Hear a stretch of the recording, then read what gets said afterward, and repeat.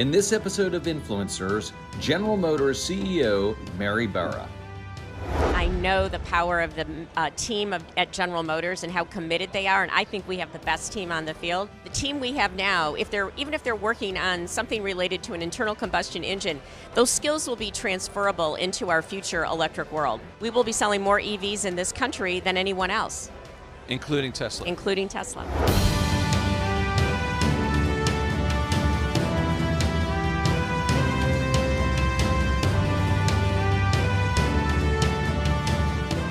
Hello everyone, welcome to Influencers. I'm Andy Serwer. I'm here with GM CEO Mary Barra.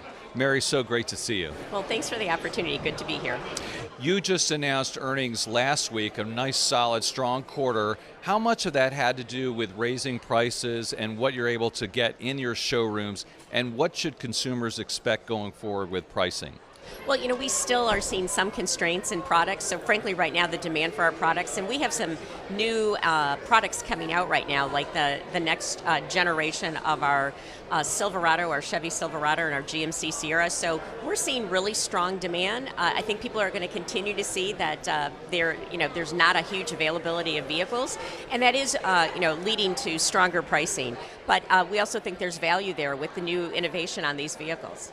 I do want to talk about your product line because it's really exciting, all the changes that you're making in the new vehicles, but I do want to ask you a little bit about supply chain. Sure. Everyone's heard about the chip shortage, Mary. How is that affecting what you're able to do? Well, it still is having an impact. What we see is kind of quarter after quarter, it gets better, but I think it will last into 2023. We're changing the way we do semiconductors, so over the longer term, we plan on having fewer versions of semiconductors. We're going to standardize on 3 families. But for right now, we're working through the constraints, and I have to give a big shout out to our supply chain team. They do a phenomenal job.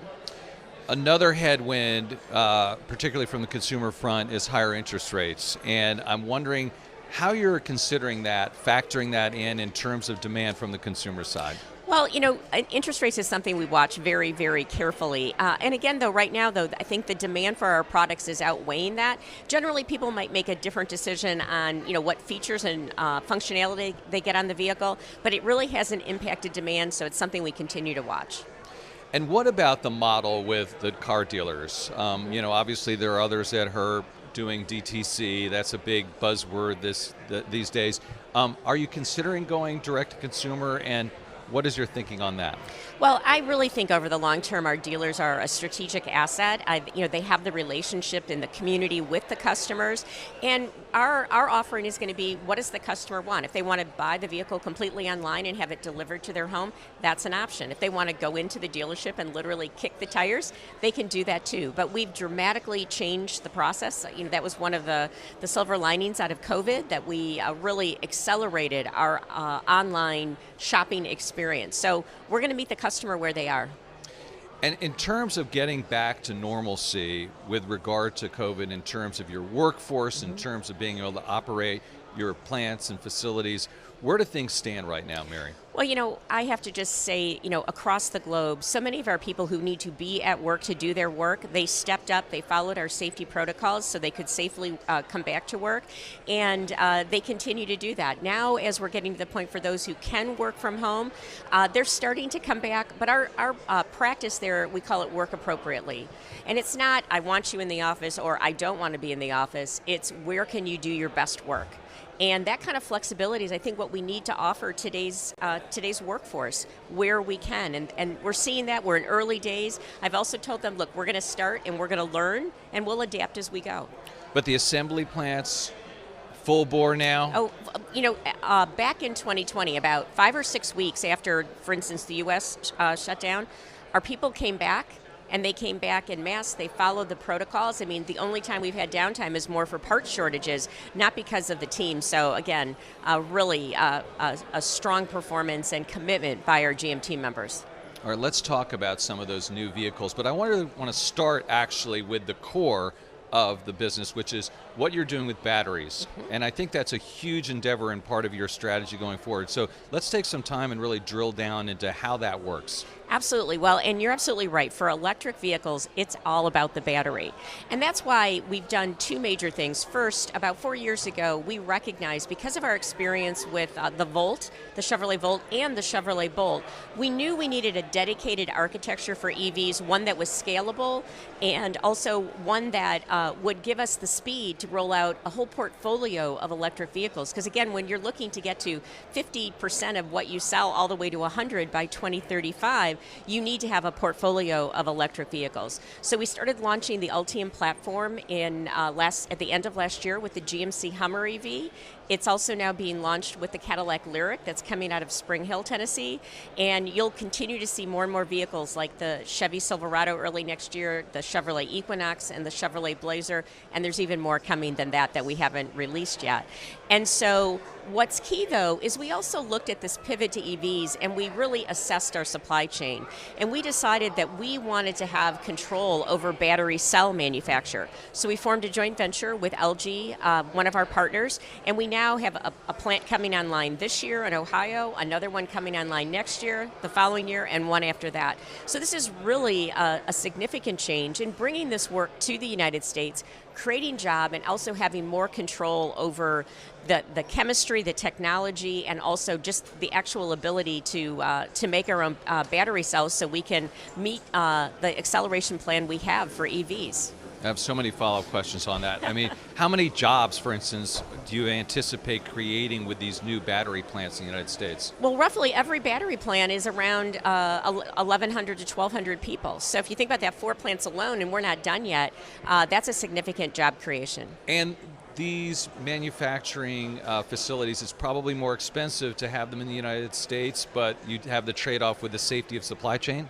Well, safety of supply chain, but also logistics. And so when you think about the logistics piece of it, having it close to where we're actually building the vehicle or assembling the battery pack is an advantage. And so these batteries, they're basically, with your partner LG, they're going to be used specifically in GM vehicles. They're different from other manufacturers. I mean, are they ever going to be compatible? Is it ever going to be the case that batteries will be compatible across different manufacturers? Sure. Well, when we look at the way we designed the Ultium platform for our electric vehicles, we wanted it to be chemistry agnostic because we knew there was going to be advancements in chemistry that would improve energy density, range, et cetera, of the battery performance. But we also recognized there'd be different cells. So whether it's prismatic, pouch, or cylindrical cells, the Ultium platform can accommodate all of that. So we are working with not only LG but many other partners and doing our work internally on battery cell chemistry. But we also recognize, the breakthrough technology could come from anywhere, and that's why we spent the time to put the flexibility into our Ultium platform, really focused on doing it right for the long term. Listening to you, I'm reminded that you studied as an electrical engineer, so got some good background there from an education standpoint. And so some of the components and the elements, though, nickel comes from Russia, and you have to source still from overseas. What are some of the challenges there when it comes to batteries? Well, in the short term, we feel that we've got the supply arrangements in place, so we're going to be able to meet our ramp. But going forward, we're also looking to make sure more of this supply chain is in North America or with strong trading partners like Australia. So we've been announcing several arrangements with suppliers, not only to have the capacity between now and 2025, but 25 and beyond. And I'm very pleased with where we're at. We have a few more materials to secure, but we're on it. Let's talk about some of the vehicles now. I mean, we're talking about America, we're talking about pickup trucks. It's going to be a dogfight. Silverado is going to be ready to go, though, right? Talk to us about Silverado. Absolutely. Well, the Silverado will be rolling off assembly lines in less than 11 months. And this is a truck with no compromises, from 400 miles of range, faster fast charging, the flexibility of the bed with the multi-pro tailgate, as well as the ability to reconfigure the cab. It's got more storage. And so it's a truck with no compromises. And as we share the details with our dealers and with customers, they are, it's a truck worth the wait. And Right. not to mention, we already have the GMC Hummer out right now, and it is a true super truck. Turning radius, the power of the vehicle. And so when we look at all the best features of the Hummer, many of those are going to be on the Silverado as well. And then not too long after the Silverado launches, we'll also have the GMC. So we're going to have a portfolio of trucks, because what we've seen in the market is truck buyers, there's a lot of people who are now truck buyers, from those who need it for their livelihood to people who just want to drive a truck because it's cool. And you do have the Tesla and the Ford coming out, and Rivian as well. How do you anticipate that competitive landscape? Well, General Motors has sold more trucks collectively than anyone for several years now. And so with our strong performance and our knowledge of truck customers, we feel very well positioned to offer choices in the truck market to meet the customer what they want. Psychologically, I mean, there is an element that's very macho for trucks, right? You talked about a lot of different buyers of trucks, of course, Right. but there is the American, frontier. You see the commercials, right? I mean, is it really going to be the case that these guys are going to be comfortable driving electric pickup trucks? I'm driving a Hummer EV right now, and as well as I'm driving a Bolt. One of the best parts of my jobs is I get to drive a lot of vehicles. But, the Hummer EV, it is just, the turning radius, the instant acceleration, the capability, whether you need towing or payload, it's going to be there. So, yes, they are going to be buying electric trucks. And so the Hummer is available right now? Yes. Okay. Yes. And these, by the way, are all electric. They're not hybrids. All electric. We strategically made the decision of why go halfway to the solution with a hybrid, but go all the way and get to the end game. And that's one of the reasons we're going to be able to have a full portfolio out faster than most of our competitors because of that investment, because we didn't do hybrids. Customers kind of said, I'm not interested in a hybrid because I don't want to pay for two propulsion systems on the vehicle. This is the thing for all auto manufacturers. When are you going to be all electric or all mostly electric? What is GM's benchmark there? So in the United States, GM has said, and our plan is that we will be all electric with our light duty vehicles by 2035. We're the only one with a full portfolio who's made that commitment. And then we think the solution for heavy duty vehicles is fuel cells, and we have the hydrotech technology that will be implemented there. So we're moving aggressively to move to that all EV future. And is that hydrogen? I'm sorry. Well, for our light-duty vehicles, it will be battery electric. Right. We believe the solution for heavy-duty vehicles and beyond and other applications for stationary power is fuel cells. How do you even have a strategic plan in your mind and with the board and with senior management with this amazing revolution going on in your business? Well, I have a phenomenal board, and they have been very, very involved in setting out the strategic course and encouraging us to go fast and get to the end game technology and make sure we do it in a way that we're going to grow shares. So what it represents for General Motors is tremendous growth potential, not only in electric vehicles, also in autonomous vehicles, and then the services that sit on top of the vehicle, because the vehicle really is now a software-defined platform.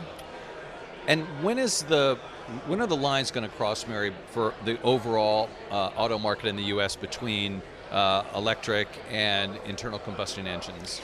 Well, for General Motors, we're targeting by 2030, Yeah. so 5 years before our goal to be 100%, that we're going to be approaching 50% of our vehicles. I think we're going to be on the leading end there. But I would say, around the end of the decade, you're going to start to see it become a race to what's going to be greater than 50%. Mary, with what's going on at GM, would you characterize it as a revolution or evolution? I think it's both. I mean, there's certainly some areas we're moving at the speed of a revolution, with the development of Ultium, with putting in battery plants, with the portfolio of vehicles, but also an evolution because our ICE products are important too, and making them better, more fuel efficient is very important. And then, making sure we have a plan for everyone at General Motors, whether they're in the technical team or they're working in one of our assembly plants or other plants. We're working a transition plan so we bring everyone along. Well, let me ask you about the workforce because I want to know whether it's right-sized, number one, and number two, I want to know whether you have the right kinds of employees with the right skills because of this massive transition you're doing. Well, I think we do. First of all, let me talk about from a manufacturing perspective because manufacturing is hard. And so when you look at the talented people, we have in this country alone about 45,000 people who work in our assembly plants or our manufacturing plants, and they understand how to safely build high-quality vehicles or components very efficiently. And so, that is an asset that General Motors brings to this transformation. When you look at the technical talent, whether it's software engineering or battery electric, we started on this journey back at the end of 2018, actually in some cases a little before that, and took advantage of natural attrition to bring in the right skills that we needed. We built a software engineering organization in 2019. We've had a dedicated team doing our Ultium platform for some time. So I believe that we have the right resources. Now we're hiring more because there's so much work to be done from a software perspective. But I really feel the team we have now, even if they're working on something related to an internal combustion engine, those skills will be transferable into our future electric world. And how does it work with the assembly plants? Do you wind them down or convert them to operations where you're putting batteries in, or is it really just a matter of, well, we used to put internal combustion engines in, and now we're putting batteries in? How does that transition work? Well, we're in the process now. We've already converted Detroit Hamtramck. Now that plant went down for a while, and then we totally redid much of the system. But Spring Hill in Tennessee is a great example. That's the plant that's building the Cadillac Lyric that's rolling off the lines right now. They're still building their internal combustion engine products as well, and so they can do both. And that gives us great flexibility depending on how fast the demand moves. And so in many cases, the existing plants we have with some major modifications, because an electric vehicle is heavier, so we need to change much of the conveyance. But then to your point, once we do those changes and put the whole battery module activity into the plant or close by, then much of the rest of the vehicle builds very similarly to the way an ICE vehicle is built. And just a follow-up question on the personnel issue. Do you feel like you're able to hire the best and the brightest? Because you're competing with the Teslas and Silicon Valley in terms of battery technology, just that part of it, right? Absolutely. And, people, what we've seen at General Motors, we're approaching 50% of our technical talent has been with the company for less than 5 years. And so when you look at that, why do they choose General Motors? Because they want to be part of something that's going to change the world. And when we put out our goal that and really our plan to be all electric for our light duty by 2035, we actually saw applications go up.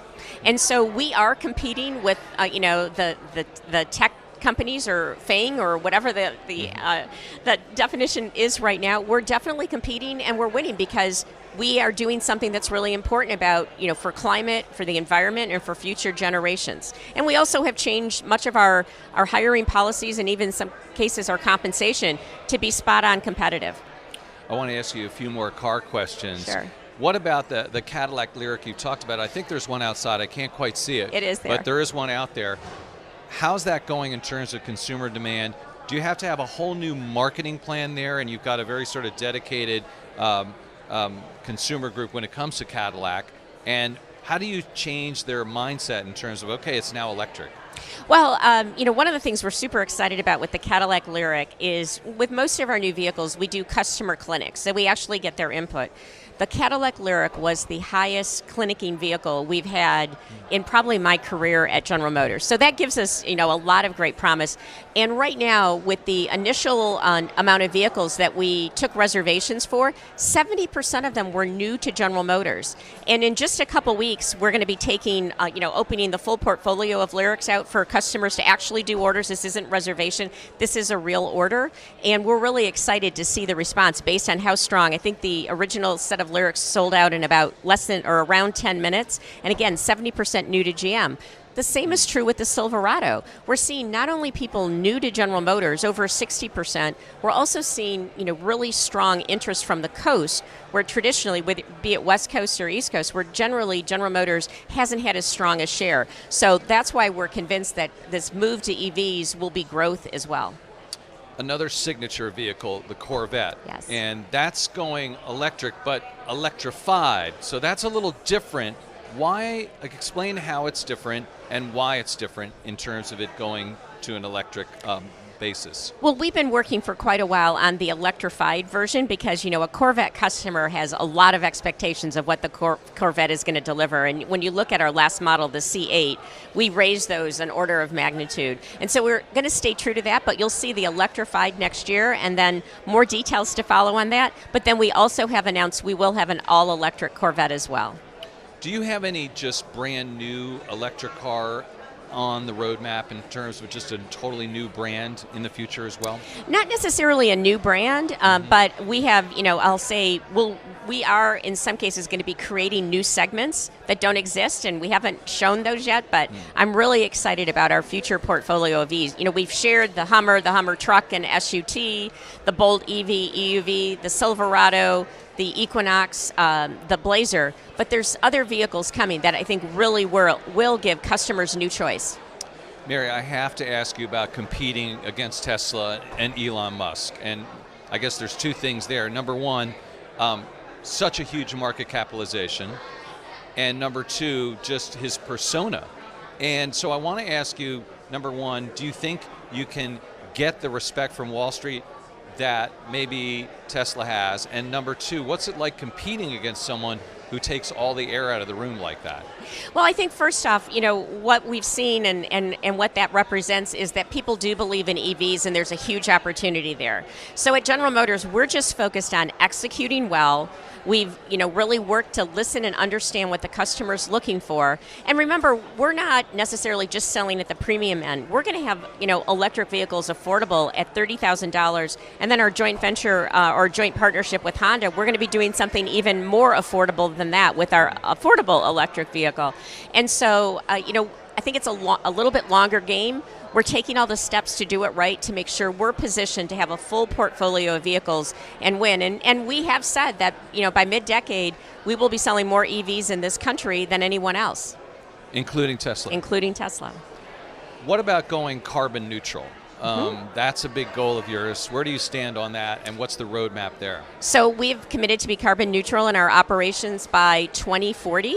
And we are well on our way. We have a very detailed plan that we're executing. I will tell you, as part of the leadership team, we monitor that on a frequent basis, and we even give our board regular updates. So that's a commitment. We also have science-based targets, and we are working. And just last week released our sustainability report that really outlines our goals and what we're working on now to make sure we're addressing and taking the right steps from not only a climate change perspective, but also a diversity inclusion perspective. And then also from a governance perspective. The social issues are difficult right now in terms of taking political stands. How do you think about that? You're on the board of Disney as well. It's a fraught time right now, in a sense, for chief executives. How are you thinking about navigating that? Well, at General Motors, we really focus on what are our values. And because we know our employees join the company because they want to join a company that has, values that they share. And so when we make statements, it's usually around our values of what we believe. And, General Motors stands for inclusion. We want everyone to participate in our all-electric future, and we value all of our customers and all of our employees. So that's our focus. And when we make statements, it's associated with our values and what we believe. What's the most exciting thing about your job that puts a spring in your step when you come to work every day? Oh my gosh. I've been at General Motors. I started as a co-op student, so I've been here for 42 years. I think what's most exciting is what's happening from an EV and an AV perspective. When I look at the portfolio of electric vehicles we have coming out, the team gets tired of me saying, can we move it up? Can we move it up? And then I've had the opportunity to go out to San Francisco and ride in a driverless vehicle with Cruise. I got to ride in Tostada because all of our vehicles are named, and then the vehicle Pride. And the ride is just incredible. The technology, you're in the vehicle for 2 minutes and you have confidence in the technology. So how is it going to work with driverless vehicles? I mean, is it going to be a scenario where you have both driverless and driver-driven, if you will, vehicles, like a mix, right? Oh, absolutely. There'll be a mix for a very long, long time. And that's why it's so important in the way that Cruise, under Kyle Vogt's leadership as our CEO and Chief Technology Officer, have really, the vehicle not only knows how to drive exceptionally well, but knows how to drive around human drivers. And that's key. So what applications would it be where you have driverless cars, and where would there still be drivers? Like, what would be the different use cases? Sure. Well, we think first autonomous will make the most sense in rideshare. And so when you think about, right now the average cost of a rideshare is probably up since I looked at the data last, but was between $2.50 and $3 a mile. When you don't have a driver in the vehicle, you can make rideshare rides much more affordable, which opens up an incredible TAM. But we also think in many cases it's going to be additive. We've seen through the pandemic, people want their own transportation, but we also think autonomous can play a role in personally owned vehicles. And Kyle and I have discussed that we think we could have personal autonomous vehicles as early as mid-decade. So it's going to be an exciting world. And autonomous is critical because when you think about in the U.S. today alone, over 90% of fatalities are caused by human error. An autonomous vehicle doesn't drive impaired. It's actually paying attention. It knows all the traffic safety and road laws. So it's a different game from a safety perspective. But unfortunately, if there's ever an accident with an autonomous, that's going to get headlines. So you're going to have to deal with that. Like robot crashes into, we've already seen those stories. Right, but one of the things that you see, first of all, we're committed to safety. And when you take General Motors' experience with safety, working with crews, that's going to be an advantage. And also, with all the sensors, you're going to know exactly what happened. And final question, Mary, you mentioned you've worked at GM all those years. Yeah. And you could look at that as an advantage or a disadvantage. How is it that you're able to sort of transform the company being such an insider? What are the advantages and disadvantages of that? Well, I think one of the clear advantages is I understand the company. I know the power of the team at General Motors and how committed they are, and I think we have the best team on the field. And then, we've brought in a lot of people from other industries, and so, our leadership team has people from other industries. I think less than 5 years seniority as well. So they bring in other experiences. And we have I like to have constructive tension in the leadership team where we're challenging each other and making sure we're getting everyone's perspective to make the best decisions. So, I think that can be an advantage as well. Mary Barra, CEO of GM, thank you so much for your time. Thank you. Appreciate it. You've been watching Influencers. I'm Andy Serwer. We'll see you next time.